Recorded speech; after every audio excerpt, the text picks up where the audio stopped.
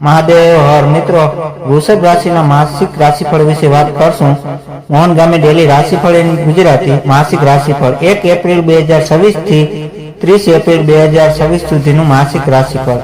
વૃષભ રાશિના જાતકો માટે માસિક રાશિફળ ઉપાય સાથે. મિત્રો, અમારી ચેનલમાં આપનું હાર્દિક સ્વાગત છે. અમારી ચેનલ પર આપને ગુજરાતી ભાષામાં દૈનિક રાશિફળના વિડીયો જોવા મળે છે.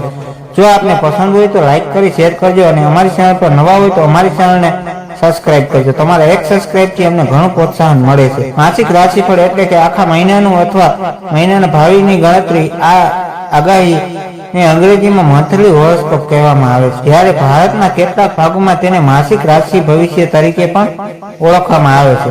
માસિક રાશિફળો દ્વારા વ્યક્તિ તેની રાશિની મદદ સાથે આગામી આખા મહિનાની માહિતી મેળવી શકે છે.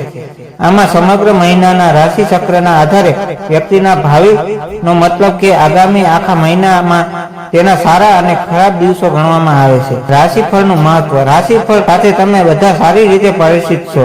દૈનિક રાશિફળ અને દૈનિક રાશિફળની જેમ માસિક રાશિફળ પણ રાશિફળનો એક પ્રકાર છે, જેમાં રાશિના આ આધારે આખા મહિનાની ભવિષ્યવાણી કરેલી હોય છે.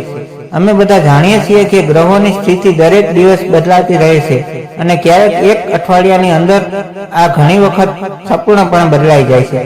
આવા દૈનિક રાશિફળ સાથે માનવ જીવનમાં માસિક રાશિફળનું ખાસ મહત્વ છે. માસિક રાશિફળ દ્વારા જાતક જાણી શકે છે કે આખા મહિના માટે શુભ છે કે નહીં તે આપણ બતાવે છે. ભવિષ્યમાં આપણું નસીબ કેવું રહેશે. યાત્રા, મિલકત, કુટુંબ, આરોગ્ય, ચિંતા, નુકસાન, નફો વગેરે જેવી વસ્તુઓ વિશે માહિતી આપે છે. લોકો માહિતીના આ પ્રભાવમાં તેમના સાપ્તાહિક રાશિફળ વાંચે છે અને દરેક સંજોગો માટે માનસિક રીતે તૈયાર રહે છે. આ મહિનો શુભ અને ભાગ્યશાળી છે. તમારા કોઈ પણ મોટા સપના પૂરા થઈ શકે છે, જેના કારણે તમારા ઘરમાં ખુશીનું વાતાવરણ રહેશે. આ મહિનો કેટલીક રાશિઓના જાતકો માટે ખૂબ જ શુભ રહેવાનું છે, જ્યારે કેટલીક રાશિના જાતકો સાવચેત રહેવાની જરૂર છે. ચાલો જાણીએ આ મહિનાનો વૃષભ રાશિ માટે કેવો રહેશે.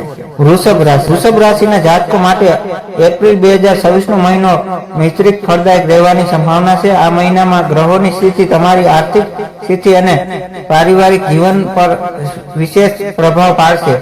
કારકિર્દી અને વ્યવસાય. વૃષભ રાશિના જાતકો માટે આ મહિનો કામકાજની દ્રષ્ટિએ મધ્યમ રહેશે. નોકરી કરતા લોકોને કામનું ભારણ વધુ રહી શકે છે, જેના કારણે માનસિક થાક અનુભવ.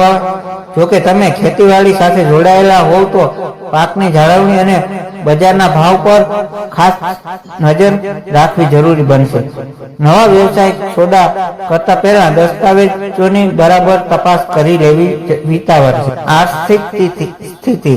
આર્થિક રીતે આ મહિને તમારે સંતુલન જાળવવું પડશે. આવકના નવા શસ્ત્રો ઉભા થશે, પરંતુ તેની સામે ઘરગૃહ વસ્તુઓ પાછળ ખર્ચમાં વધારો થઈ શકે છે. જૂના રોકાણોમાંથી વળતર મળવાની શક્યતા છે. શેર બજારમાં રોકાણ કરવાનું વિચારી રહ્યા હોવ તો ઉતાવળ ન કરવી.